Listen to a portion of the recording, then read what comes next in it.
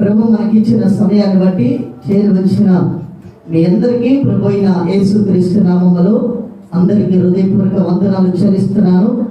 నా ప్రియమైన దేవుని బిడ్డలారా, దేవుని వాక్యం అనేది జాగ్రత్తగా మనం వింటే మనకి దేవుని వాక్యం అర్థమైంది. మనం ఎలా మారాలి, పరిస్థితి ఎలా మార్చుకోవాలనేది దేవుని వాక్యమే తేటగా మనకి నేర్పిస్తుంది. కాబట్టి ఈరోజు వాక్యాన్ని చదువుకొని 10 నిమిషాలు దేవుని మాటలు మనం అందరం కూడా ప్రార్థనా పూర్వకంగా వినాలని మనం చేస్తూ, కొరింథీయులకు రాసిన మొదటి పత్రిక, పౌలు గారు రాసిన మొదటి కొరింథీ పత్రిక 11వ అధ్యాయము మొదటి వచనం నుండి కొన్ని మాటలు మనం చదువుకుందాం. నేను క్రీస్తును పోలి నడుచుకున్న ప్రకారమును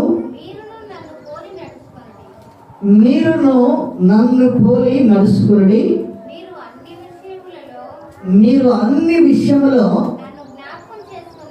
నన్ను జ్ఞాపకము చేసుకునొచ్చు. నేను మీకు అప్పగించిన కట్టడలను గైకొనుచున్నారని మిమ్మల్ని మెచ్చుకొనుచున్నాను. ప్రతి పురుషునికి శిరస్సు ఎవరంట? క్రీస్తునియు, స్త్రీకు శిరస్సు పురుషుడనియు, క్రీస్తుకు శిరస్సు దేవుడనియు మీరు తెలుసుకోవాలని కోరుచున్నాను. ఏ పురుషుడు ప్రార్థన చేయను లేక ప్రవచించును, ఆ పురుషుడు తన తలని అవమానపరచును.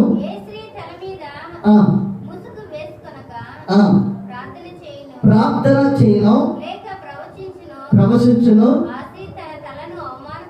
తన తలని అవమానపరచును. ఏది అనగా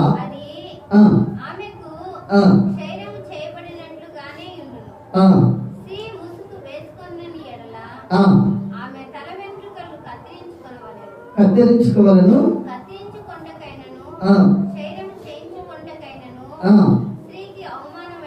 స్త్రీకి అవమానం అయితే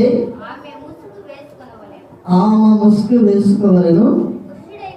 పురుషుడైతే జాగ్రత్తగా వినాలి, దేవుని పోలికయు మహిమ అయి ఉన్నాడు.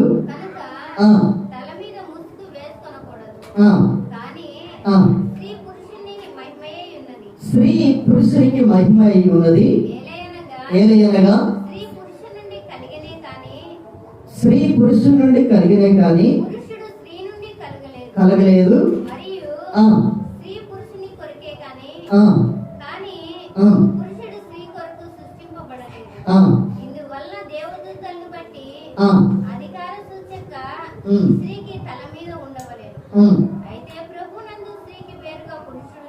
పురుషుడు లేడు,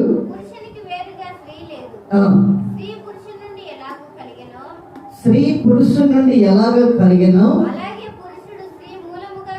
ప్రభునామానికి మహిమ కలుగును గాక. హల్లెలూయా. ఎన్ని చెప్పాలంటే చాలా టైం పడుతుంది. కాబట్టి సాధ్యమైన వరకు ఎన్నైతే చెప్పాలో అవన్నీ కూడా ఈరోజు చెప్పాలని నేను ఆశపడుతున్నాను. ఎందుకంటే చాలా విషయాలు పౌలు గారు రాస్తున్నాడు. సాధ్యమైన వరకు మనకి టైం ఉన్నంత వరకు ఒక్కొక్క విషయాన్ని మనం చూద్దాం. నా ప్రియమైన దేవుని బిడ్డలారా, ఎందుకంటే చక్కటి మాటల్ని రాశాడు. ఈ దినాలలో దేవుని మాటలు వినటానికి మనకి మనసు రావట్లేదు, ఆసక్తి కూడా పట్టట్లేదు. కొన్ని సంఘాలలో నేను చూస్తూ ఉంటే పాటలు ఆరాధన ఉజ్జీవంగా జరిగింది, కానీ వాకింగ్ చెప్పబోలేక అందరూ నిద్రపోతారు. మరి అదేమి విచిత్రమో నాకు అర్థం కాల. రేపు ప్రభు ఎదుట కూడా ప్రభు చెప్పే ఉపదేశాన్ని వినకుండా నిద్రపోయే బ్యాచ్. కాబట్టి ఆరాధనకి ఓపిక ఉండాలి, ప్రార్థన చేయడానికి ఓపిక ఉండాలి, దేవుని సన్నిధిలో కీర్తనలు పాడడానికి ఓపిక ఉండాలి. దానికంటే ముఖ్యంగా ప్రభు మాటలు వినడానికి కూడా ఓపిక ఉండాలి. ప్రభుకి మహిమ కలుగును గాక. దయచేసి ఒక్కొక్క విషయాన్ని చదువుతాం. మరలా నేను క్రీస్తును పోలి నడిచిన ప్రకారము మీరును నన్ను పోలి నడుచుకునండి. అక్కడ ఏమంటున్నాడు అపోస్తలుడైన పౌలు? ఇప్పుడు పౌలుని పోలి మనం ఎందుకు నడవాలి చెప్పండి? పౌలుని పోలి మనం ఎందుకు నడవాలి? మొన్నకాయన పౌలు గారు అన్నాడని బైబిల్లో పౌలు గారు అని లేదు కదా అన్నాడు. అదేదో విచిత్రమైన తప్పైనట్టు. పౌలు గారు అనేది గౌరవంగా పిలవటం, దైవ సేవకుల్ని గౌరవంగా పిలవటం. ఇప్పుడు నేను పౌలు అంటేనే నా మనసుకి ఏమనిపించింది అంటే పౌలు గారిని కొంచెం తక్కువ చేసినట్లుగా నాకు మనసు అనిపిస్తా ఉంది. కాబట్టి పౌలు గారు చెప్పే మాట ఏంటంటే, నేను క్రీస్తును పోలి నడుస్తున్నా అంటే పౌలు గారు ఎవరిని చూసుకుంటూ నడుస్తున్నాడంటే యేసు ప్రభుని చూసుకుంటూ యేసు ప్రభు అడుగు జాడల్లో నడిచినట్లుగా, యేసు ప్రభు ఈ భూమి పైన ఏ రీతిగా అయితే నడిచాడో పౌలు గారు అదే రీతిగా నడిచినట్లుగా ఆయనే స్వయాన చెప్తున్నాడు. చాలా మంది అపోస్తలుగా పిలువబడ్డారు. భూమిని ఆకాశాన్ని తల్లకిందులుగా చేయగలిగిన యేసు ప్రభు శిష్యులు ఎంతో మంది ఉన్నారు. కానీ ఈ మాట చెప్పగలిగిన వారు ఎవరు కూడా లేరు. ఒక అపోస్తలుడైన పౌలు మాత్రమే ధైర్యంగా ఈ మాట చెప్పగలిగాడు. ఎందుకంటే ఆయన అంటున్నాడు, నేను క్రీస్తును పోలి నడిచినట్లుగా మీరును క్రీస్తును పోలి నడుచుకోవాలను. చూడండి, ప్రభు అయిన యేసు క్రీస్తు ఈ లోకంలో నడిచిన పద్ధతిని మనం చూస్తే తండ్రికి ఇష్టమైనట్లుగా ప్రభు నడిచాడు, ప్రభుకి ఇష్టమైనట్లుగా పౌలు గారు నడిచాడు. ప్రభుకి మహిమ కలిగిన గాక. ఇప్పుడు పౌలుకి ఇష్టమైనట్లుగా మనం నడవాలా వద్దా? మనం నడవట్లేదని చెప్పవచ్చు ఒక మాటలు. ఎందుకంటే మన పాదములు తొట్టిల్లేటట్లుగా సాధన చేస్తున్నా. పౌలును పోలి నడవాలంటే చాలా కష్టం. ఎందుకంటే ఆయన అన్నిటిని సహించి దేనిని కూడా చూడలేదు. ఆయనకు వచ్చిన కష్టాలు కానీ, కన్నీళ్లు కానీ, శ్రమలు కానీ, కొరడా దెబ్బలు కానీ, బెత్తముల దెబ్బలు కానీ, రాళ్ళ దెబ్బలు కానీ వేటిని చూడలేదు. ప్రభుని ఒక్కనే చూస్తూ అన్నిటిని సహించుకుంటూ ప్రభుని వెంబడించిన ఆ పౌలు గారు చెప్తున్న మాట ఏంటంటే, క్రీస్తుని పోలి నేను నడుస్తున్నాను, నన్ను పోలి మీరు కూడా నడుచుకునడి.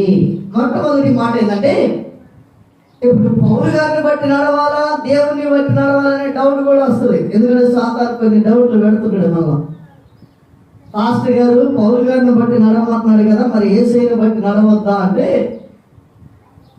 తిక్కల మాలకం ముందు యేసు ప్రభు ఉన్నాడు, ఆ తర్వాత పౌలు గారు ఉన్నాడు, ఆ తర్వాత మనం ఉన్నాం. అంటే మనం నడిచేది ఎవరిని బట్టి అంటే, ముందు యేసు ప్రభు ఉన్నాడు, యేసు ప్రభువుని బట్టి పౌలు నడుస్తున్నాడు, పౌలును బట్టి మనం నడుస్తున్నాం. అంటే పౌలును బట్టి నడిచిన యేసయ్యను బట్టి నడిచినట్లే. ప్రభుకి మహిమ కలుగును గాక. ఇంజిన్ లేకుండా బోగిలు నడుస్తాయా? ఇప్పుడు 100 బోగిలు తెచ్చిపెట్టినా కూడా ఇంజిన్ లేకుండా నడుస్తుందా? మనం ఎంతమంది ఉన్నా యేసయ్య లేకపోతే మన బండి ముందుకు నడవదు. ప్రభుకి మహిమ కలుగును గాక. పౌలుకైనా మనకైనా యేసు ప్రభు ఒక ఇంజిన్ లాంటోడు. కాబట్టి ఆ విషయాన్ని ఎప్పుడు మర్చిపోకూడదు. ఎవరు ఎటు తిరిగినా కూడా యేసు ప్రభువుని ప్రధానంగా మనం పెట్టుకోవాలి. అయితే పౌలు చెప్పే మాట ఏంటంటే, ఇప్పుడు పౌలు యేసు ప్రభువును ముందు పెట్టుకున్నాడా, తనను ముందు పెట్టుకున్నాడా? చెప్పాలి. ఎవరు పెట్టుకున్నారు? ఇప్పుడు నేనే ముందు అన్నాడా, లేకపోతే యేసయ్య ముందు అన్నాడా? ఆయన చెప్పిన మాట ఏంటంటే, బాగా ఆలోచించాలి వాక్యాన్ని. చాలా మంది వాక్యాన్ని అపార్థం చేసుకుంటారు మెసేజ్లు విన్నప్పుడు. ఆయన చెప్పిన మాట ఏంటంటే, నేను యేసు ప్రభువుని పోలి నడుస్తున్నాను. అంటే యేసు ప్రభువుని ముందు పెడుతున్నాను. తర్వాత అంటున్నాడు, యేసు ప్రభువుని పోలి నేను నడుస్తున్నాను. అంటే యేసు ప్రభు ముందు నడుస్తున్నాడు, ఆయన వెనకాల నేను నడుస్తున్నాను. నా వెనకాల మీరు కూడా నడిస్తే యేసు ప్రభు ఏ తండ్రి దగ్గరికి అయితే వెళ్తాడో అదే దగ్గరికి నేను కూడా వెళ్తాను అంటున్నాడు. కాబట్టి మనం నడవాల్సిన దారి కరెక్ట్గా పౌలు గారు చూపిస్తున్నాడని నా యొక్క ఉద్దేశం. ప్రభుకి మహిమ కలుగును గాక. ఎందుకంటే ఎందుకు ధైర్యంగా మనం నడవవలసిన తోవ కరెక్ట్ మార్గం అని ఎందుకు చెప్తున్నానంటే, యేసు ప్రభుని పౌలు గారు చూపించకుండా, యేసు ప్రభుని పోలి నడుస్తున్నానని చెప్పకుండా తన సొంత ఉద్దేశం చెప్తే మనం రాంగ్ రూట్లోకి వెళ్ళినట్లుగా. ఎవరైనా వెళ్ళాలంటే దేవుని యొక్క మార్గంలో యేసు ప్రభు అంటాడు, నేనే మార్గమని అంటాడు. కాబట్టి పౌలు గారు యేసు ప్రభు యొక్క మార్గంలో వెళ్తున్నాడు కాబట్టి అది అంటాడు, క్రీస్తును పోలి నేను నడుస్తూ ఉన్నాను, నన్ను పోలి నడిచిన వాడు క్రీస్తును పోలి నడిచినట్లే. ప్రభుకి మహిమ కలుగును గాక. హల్లెలూయా. ప్రభుకి మహిమ కలుగును గాక. చదువుదాం కింది భాగాన్ని. ఇది చదువుతారా? Praise the Lord. ప్రభుకి మహిమ కలుగును గాక. చదువు. అన్ని విషయంలో ఏం చేయాలంట? రెండో విషయం, ఒక్క విషయంలో పౌలు గారిని జ్ఞాపకం చేసుకున్నట్టు కాదు, కానీ అన్ని విషయాలలో నన్ను జ్ఞాపకం చేసుకున్నాడు అంటున్నాను. నా ప్రియమైన దేవుడు వెళ్ళారా, అందుకే నేను ముందుగానే చెప్పాను, ఆయన కూడా యేసు ప్రభు లాగా అంతో ఎంతో కష్టపడినట్లుగా మనం చూస్తున్నాం. యేసు ప్రభు అంత కాదు, కానీ ఆయనలో ఒక పావల వంతైన పౌలు కష్టపడినట్లుగా ఆయనే స్వయాన్ని చెప్పాడు. అన్ని విషయంలో అంటే ఆయన ప్రార్థన విషయంలో మనం జ్ఞాపకం చేసుకోవచ్చు, లేకపోతే ఆయనకు వచ్చిన శ్రమలు కానీ, ఆయన అందించిన ఉపదేశం కానీ, లేకపోతే ఆయన తయారు చేసిన శిష్యులను కానీ, ఆయన బోధించిన బోధన కానీ, అనేక ప్రాంతాలలో ప్రాణము సైతం లెక్క చేయకుండా ప్రకటించిన ఆ విషయాలు కూడా మనం జ్ఞాపకం చేసుకోవచ్చని పౌలు ఎందుకు అంటున్నాడంటే, అన్ని విషయంలో నన్ను జ్ఞాపకం చేసుకోవాలి అంటున్నాడు. నా ప్రియమైన దేవుని బిడ్డలారా, మనం పౌలును పోలి నడవాలి. రెండో విషయం, ఆయన్ని జ్ఞాపకం చేసుకోవాలి అని లేఖనం చదివిస్తుంది. చదువుదాం. ఏంటంట పౌలు గారు? నేను మీకు అప్పగించిన కట్టడాలు. కట్టడాలు అంటే అర్థం ఏంటి? చాలా మంది కట్టడం అంటే ఏదో ఇల్లు కట్టడం అంటారు. ఇల్లు కట్టడం ఎంత ముఖ్యమో దేవుని వాక్యము. కట్టడాలంటే దేవుని మాటలు చొప్పున మనం నడవటం. దేవుని మాటలు ఒక కట్టడం లాగా మనకు కనబడుతుంది, ఒక క్రమ పద్ధతి. అంటే దేవుని యొక్క వాక్యము కట్టడాలుగా పౌలు గారు చెప్తున్నాడు. కట్టడాలు ఏం చేయాలంటే మనం అనుసరించాలి. ప్రభుకి మహిమ కలుగును గాక. హల్లెలూయా. కాబట్టి దేవుని యొక్క వాక్యము కట్టడాలుగా ఇంకా అంటాడు, యేసు ప్రభు అంటాడు, ప్రతి వాడు కూడా యేసు ప్రభు మీద కట్టబడినట్లుగా బైబిల్ గ్రంథం చదివిస్తోంది. ఎలా కట్టబడాలంటే కట్టే ప్రతి వాడు కూడా జాగ్రత్తగా చూసుకోవాలి అని లేఖనం చదివిస్తోంది. కాబట్టి నా ప్రియమైన దేవుని బిడ్డలారా, పౌలు కట్టడాలు అంటున్నాడు. పౌలు కట్టడాలంటే దేవుని యొక్క వాక్యం అనే కట్టడం మనం చూడవచ్చు. కాబట్టి కట్టడాలన్నీ గైకొనాలి. ఏం చేస్తున్నాడు? మెచ్చుకొనొచ్చున్నాడు. ఎవరిని మెచ్చుకుంటున్నాడు పౌలు? నా కట్టడాలన్నీ గైకొన్న వారిని నేను మెచ్చుకొనొచ్చున్నాను. చదువు,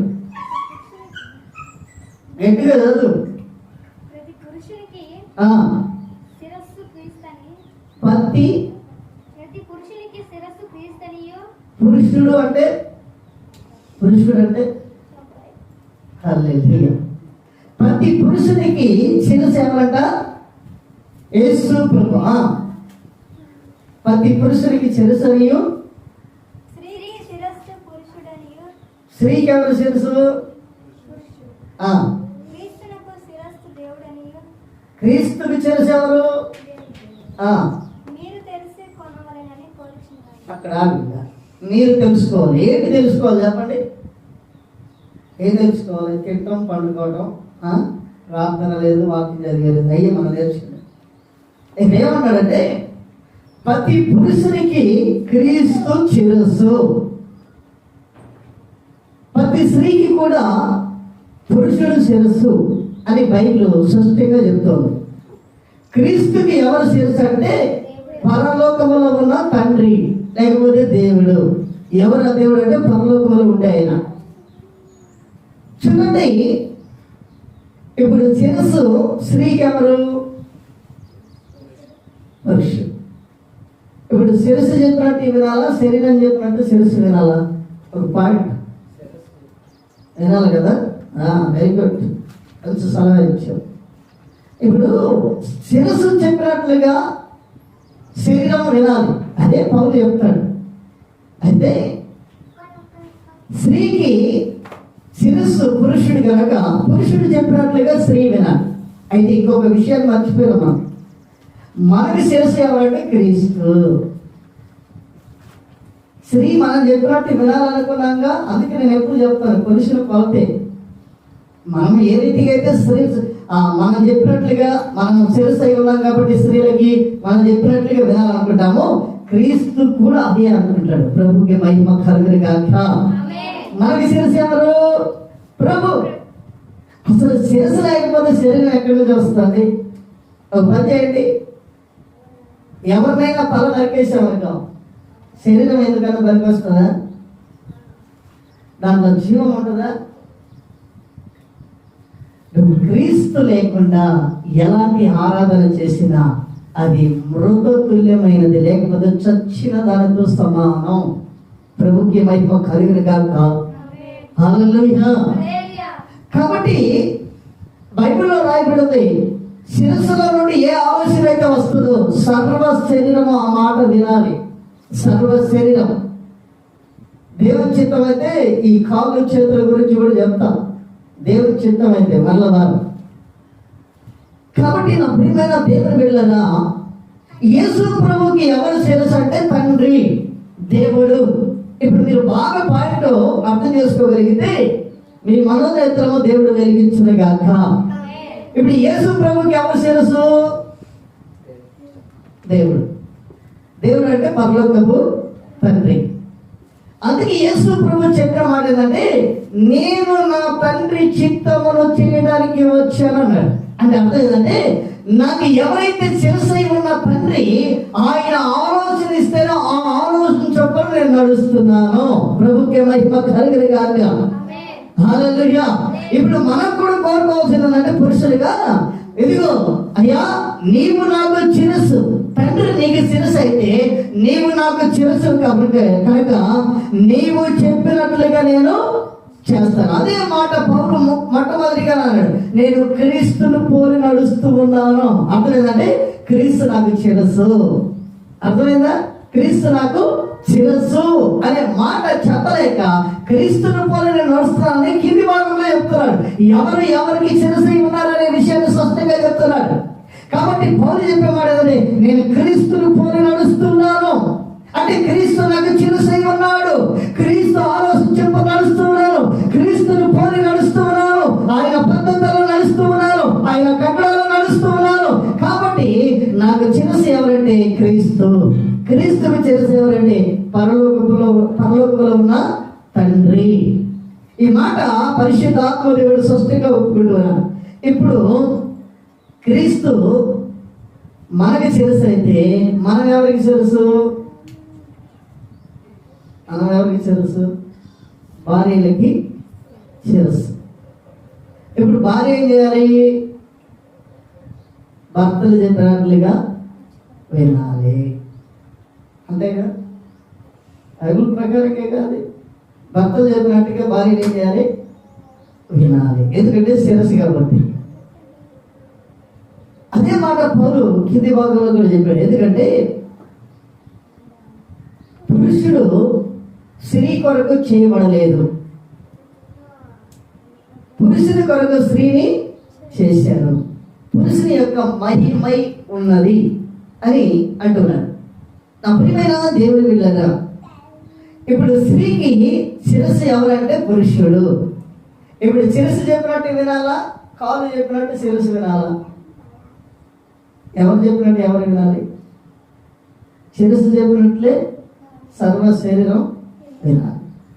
ఈ మాట వినగానే మగవాళ్ళు గంతేస్తారు. ఈ మగవాళ్ళు ఏమంటారు? గంతేస్తారు. అలా మంచి మెసేజ్.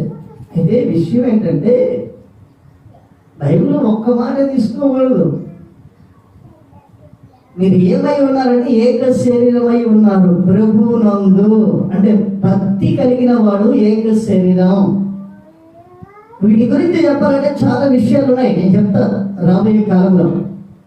కాబట్టి నా ప్రియమైన దేవుని బిడ్డలారా, శిరస్సు యేసు ప్రభు అయితే యేసు ప్రభు ఆలోచన చొప్పున మనం నడవాలి.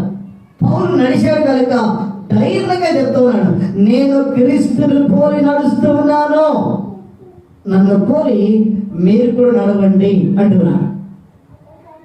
యేసు ప్రభు మనకి శిరస్సు అయితే ఖచ్చితంగా ఆయన ఇచ్చే ఆలోచన చొప్పున మనం నడుద్దాము గాక. హల్లెలూయా. చదువుదాం కిందికి. ఏ పురుషుడు ఏం చేయకూడదు? ముసుగు వేసుకొని కొంతమంది ఏం చేస్తారంటే చలికాలం ఏం చేస్తారంటే పురుషులు కూడా నిండా కప్పేసుకుంటారు. బైబిల్ ఏం చెప్తుంది? ఏ పురుషుడు కూడా ప్రార్థన చేసేటప్పుడు తల మీద ముసుగు వేసుకోకూడదు. ఇంకా కొంతమంది ఉన్నారు విచిత్రమైన వాళ్ళు, ప్రార్థనకు వచ్చినప్పుడు కొంత బట్టతలో ఎంటికలు లేకుండా ఉండదు కదా, వాళ్ళు ఏం చేస్తారు? తోడు పెట్టుకుంటారు, చిక్కుపోతారు. అరే బాబు, మనం చిక్కుపడాల్సింది ఏదో బట్టతలో ఉందనో ఏదో ఉందని కాదు, పాపం చేసినప్పుడు మనం చిక్కుపడాలి. ఏ పురుషుడు కూడా ప్రార్థన చేసినప్పుడు కానీ ప్రార్థన జరిగేటప్పుడు కానీ ముసుగు వేసుకోకూడదు. చదువు.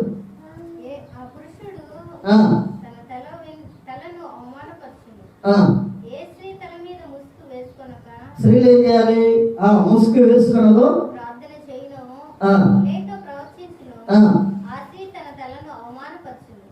ఏ స్త్రీ అయితే తల మీద ముసుగు వేసుకోకుండా ఉంటుందో, ఉండి ప్రార్థన చేస్తుందో, ప్రవశించుతుందో తన తలని అవమానపరిచినట్లు. నా ప్రియమైన దేవుని బిడ్డలారా, పురుషుడేమో ముసుగు వేసుకోకూడదు, స్త్రీ ఏం చేయాలి? ముసుగు వేసుకోవాలి. పురుషుడు ఇప్పుడు ఒక విచిత్రమైన సంగతి అడిగితే చెప్పండి మీరు, స్త్రీలు ఎంటికలు పెంచాలా మొగలు పెంచాలా?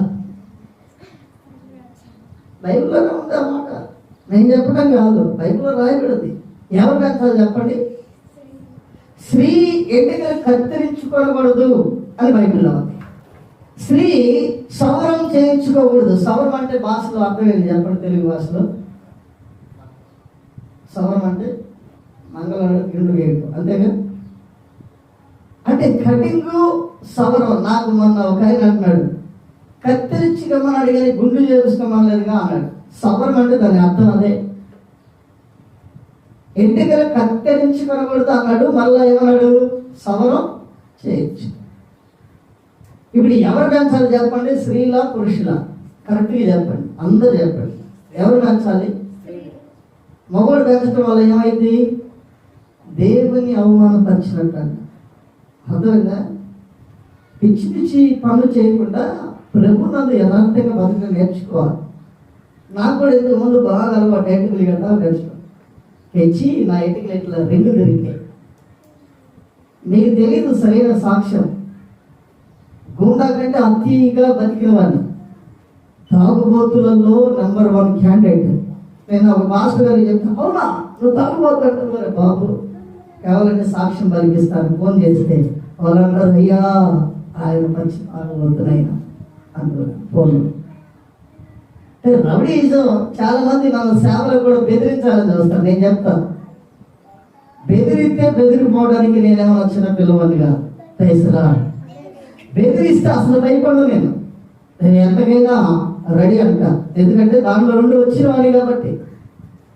అమ్మ అయ్య అంటే చాలా లోపడతా, అయ్యా అది కాదని ప్రేమతో మాట్లాడితే చాలా తగ్గించుకుంటా. రౌడీ విజయం చేయాలని వస్తే నాకు అప్పటికి భయపడు. ధైర్యం ఉంది కాబట్టి ఈ రోజులు ఇక్కడ ఉన్నాం. ధన్యేశ్వరం ప్రభుకి మహిమ కలిగింది కాక. కాబట్టి మనం ఏం చేయాలంటే స్త్రీలు నెత్తి పెంచుకోవాలి, ముసుగు వేసుకోవాలి. పురుషుడు నెత్తి పెంచకూడదు, ముసుగు వేసుకోనకూడదు. కొంతమంది స్త్రీలు ఈ రోజుల్లో పులిపీట మీద నిలబడి నెత్తి ముసుగు వేసుకోవడానికి చాలా ఫ్యాషన్ అయిపోయింది. మొన్న ఒక మీటింగ్కి వెళ్తే చాలా చక్కగా పాడుతుంది. ఎట్లా పాడుతుంది అంటే తనలోకి దిగొచ్చినట్లు పాడుతుంది. 4-5 పాటలు పాడింది. ఎక్సలెంట్, భయం పాడింది పాటలు. అసలు మామూలు స్వరం కాదు. నేను అనుకున్నాను క్యాసెట్లో పాడినట్టు ఎక్సలెంట్గా పాడేది, కానీ పైన ముసుగులేదు. పైన ముసుగులేదు. పాస్టర్ కూతురే తన తల్లిగారి కింద కూర్చొని, అమ్మా ముసుగేసుకుంటే ఈ పాప అన్నది అన్నది. అంటే దేవుని సన్నిధి అంత కేర్ఫుల్లా. దేవుని సన్నిధికి వచ్చినప్పుడు ఒళ్ళు దగ్గర పెట్టుకోవాలి ఎవరైనా కూడా. అంతగా పాడావు, ఏమన్నా దేవునికి మహిమ ఉందా? ఏ మనిషిని కూడా ముసుగు వేసుకోమని చెప్పట్లా, పరిశుద్ధాత్మ దేవుడే రాయించాడు. స్త్రీ ముసుగు వేసుకోవటం మంచిది. ఒకవేళ వేసుకోవాలి ఏం చేయాలి? వేసుకోవడానికి చిక్కైతే ఏం చేయాలి? ఏం చేయాలి? కృపప్పుడు గుండె చెప్పి మరి హల్లెలూయా. ఒకవేళ అలా నామూసి అయితే నువ్వు చేయాల్సిన ఒకటే, ఎంటికలు కత్తిరించుకో, లేకపోతే గుండెలు చేయించుకో. బైబిల్ చెప్తుంది. కాబట్టి నా ప్రియమైన దేవుని బిడ్డలారా, ఎందుకు ఆ మాట పౌలు చెప్తున్నాడంటే, అది దేవదూతల స్వరూపము స్త్రీలకి ఇవ్వబడి ఉంది అని చెప్తున్నాడు. కాబట్టి ప్రతి స్త్రీ కూడా ముసుగు వేసుకున్నట్టు ఆశీర్వాదకరం. చదువుతాం తిరిగి. ఏలయనగా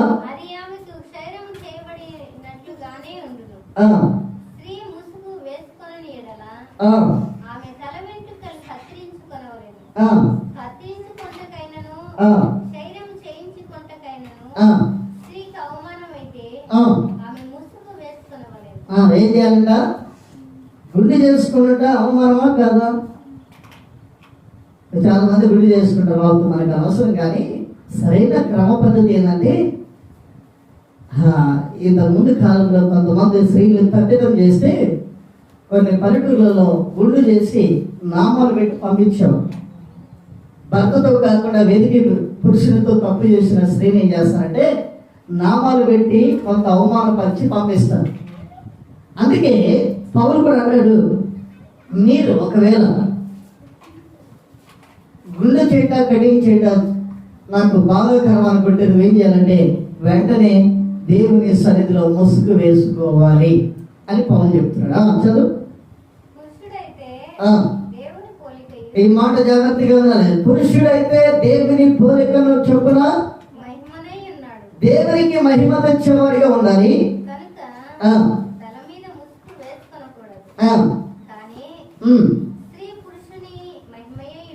స్త్రీ పురుషునికి మహిమ ఉన్నది.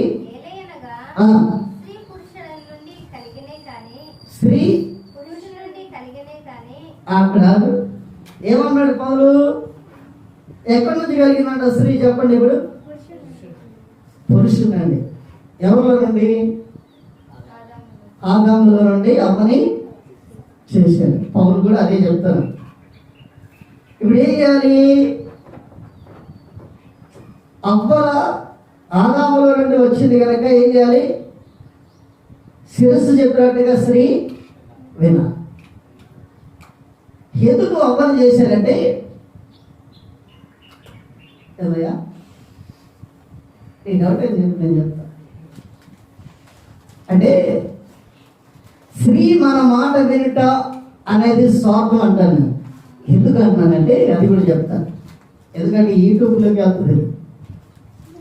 స్త్రీ ఒక్కటే మనం చెప్పినట్లుగా వినే అనేది ఆలోచన అనేది స్వార్థం అంటానండి. ఎందుకంటే స్త్రీ మన మాట వినాలని ఏ రీతిగా అయితే అనుకుంటామో ప్రభువు కూడా అదే రీతిగా ఆయన మాట ప్రతి వాళ్ళు వినాలని కోరుతున్నాడు. ప్రభుకి మహిమ కలుగును గాక.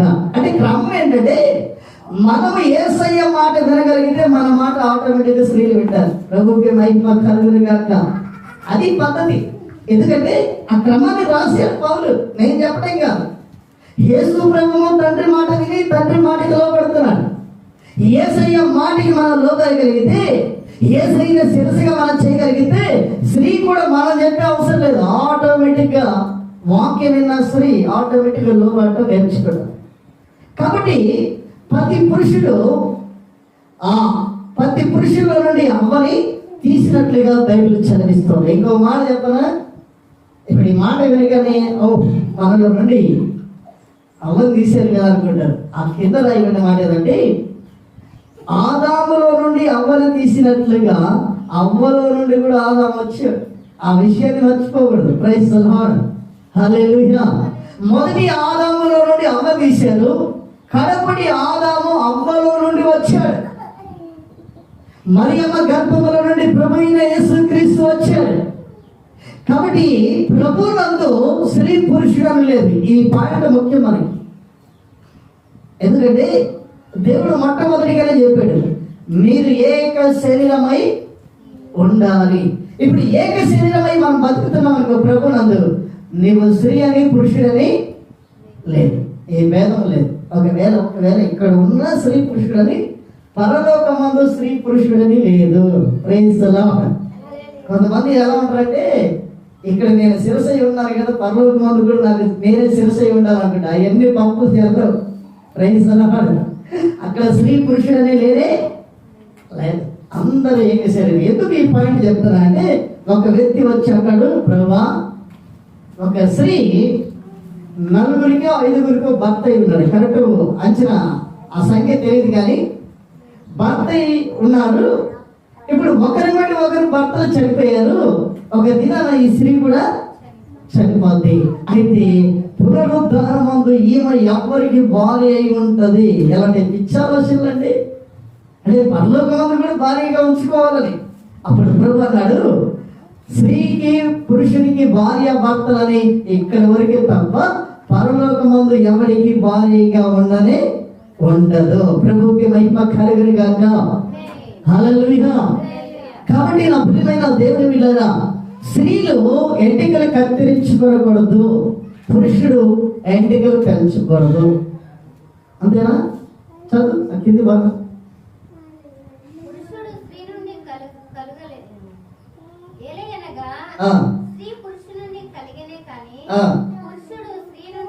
కలగలేదు,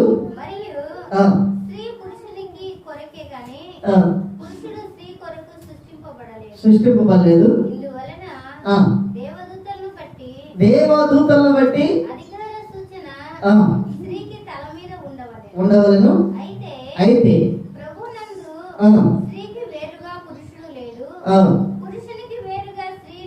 ఎవరు చెప్పారు? నేను చెప్పానా? బైబిల్ చెప్తుందా?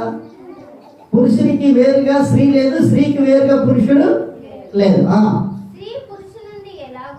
కలిగిన పురుషుడు ఆమేన్, హల్లెలూయా.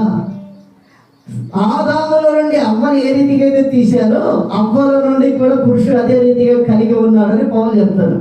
చదువు.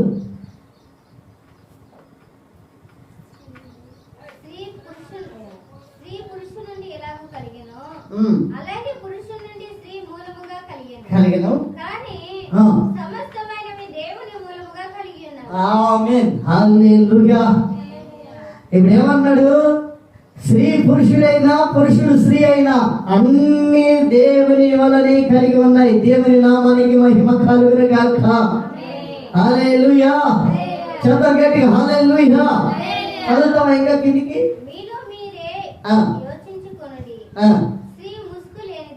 ముసుగులేనిదై అవునా? అది అండర్లైన్ చేసుకోండి అందరూ. చెప్పండి, ఇప్పుడు చెప్పండి, ఎవరు పెంచుకోవాలి? అనిల్ కదా నిజుడు, నా స్థాయి ఎవరు పెంచుకోవాలి? స్త్రీలు పెంచుకోవాలి. బైబిల్ని పాటించే వాళ్ళమైతే ఒక ముక్క కూడా తప్పకుండా పాటించాలి. ఎందుకు ఈ మాట చెప్తున్నా అంటే, అది దేవుని అవమానపరిచినట్లు. చాలా మంది అంటారు, ఎందుకు ఎంటికలు పెంచుతున్నా మూర్ఖుడు అంటే, వాడు అంటాడు దేవుని బంతి పెట్టడానికి. ఈ వాక్యాన్ని బట్టి నేర్చుకోండి క్రైస్తవులుగా. ఇంకొకడు అంటాడు, ఎందుకు గడ్డ పెంచుతున్నా అంటే విజయవాడ పోవాలి, కొనదలు పోవాలంట. నేను అన్న తిరుపతి పోరాదు, తేడా ఏం లేదు. ఈ మాటను బట్టి మీకు కోపం రావచ్చు. అంతరంగం మండించబడిన వాడిగా చెప్తున్నాను. నా ప్రియమైన దేవుని బిడ్డలారా, మనం ఇవ్వాల్సింది ఎన్నికలు కాదండి, హృదయాన్ని అర్పిస్తావా? నీవే దేవునికి ఒక కానుకగా మార్చబడతావా? కాబట్టి పురుషులు ఎంటికలు పెంచడం అవమానకరం. స్త్రీ గుండు చేయించుకుంట స్త్రీకి అవమానకరం. కాబట్టి ఈ విషయాన్ని మనం బాగా గమనించాలి. చదువు.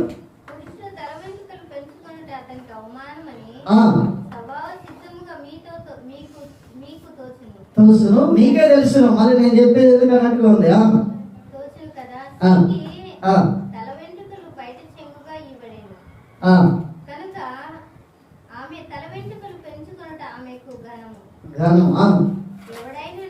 ఎవరైనాను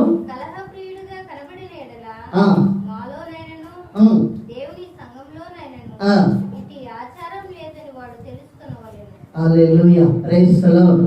ఇట్టి ఆచారం అంటే కొంతమంది అంటారు కదా, అదొక ఆచారమా అని. అంటే ఆచారం లేదు, కానీ ఇది మాత్రం ఖచ్చితంగా చేయాలి అంటే పదే పదే చెప్పేదాన్ని ఏమంటారు? ఆచారం అంటారు. పౌలు గారు ఒకసారి చెప్పాడు, వదిలేశాడు.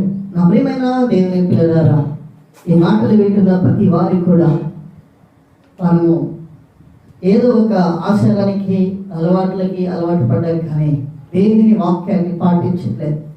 చాలామంది వాక్యాన్ని పాటించట్లేదు. కొంతమంది ఏం చేస్తారంటే ఇవన్నీ చెప్పేదాన్ని బట్టి ఒక మాట చెప్పి నేను ముగిస్తాను. దేవుని మందిరానికి వచ్చేటప్పుడే డెకరేషన్ చేస్తారు. దేవుని మందిరానికి వచ్చేటప్పుడు అలంకారం చేస్తారు. దేవుని స్థలం పరిశుద్ధ స్థలం. కాబట్టి మనం ఎలా ఉండాలంటే దేవుని మహిమపరిచేవారిగా ఉండాలి, కానీ దేవుని బాధ పెట్టేవారిగా ఉండకూడదు. కాబట్టి ఏక శరీరం. ఇంకా బైబిల్ గ్రంథంలో చూస్తే పురుషుడు ఆదిలోనే రాయబడి ఉంది, తన తల్లిని తండ్రిని విడిచి తన భార్యని. ఇది ఓ మోసకరమైన మాట, ఎందుకంటే తల్లిని మర్చిపోతారు, తండ్రిని కూడా. అంటే దేవునికి ముందే తెలుసండి మనిషి యొక్క మైండ్ సెట్. వాడి మైండ్ ఎలా ఉంటుందో ఆయనకి తెలుసు. అందుకే రాశాడు, ఏమన్నాడంటే తల్లిని తండ్రిని విడిచి తన భార్యని. అందుకనా ఈ మాటను బట్టి అందరూ తల్లిదండ్రులు వదిలిపెట్టాలిగా. ఈ ఒక్క వాక్యాన్ని తీసుకుంటే తల్లిదండ్రులు విడిచిపెట్టాలి, కానీ ప్రభు మరలా రాయించాడు, ఏమన్నాడంటే మీ తల్లిదండ్రులు మీరు సన్మానించండి. కాబట్టి నా ప్రియమైన దేవుళ్ళరా, అన్ని విషయాల్లో దేవుని వాక్యానుసారంగా నడవాలని కోరుకుంటూ ఈ కొద్ది మాటలు దేవుడు దీవించి ఆశీర్వదించిన గాక. ఆమేన్.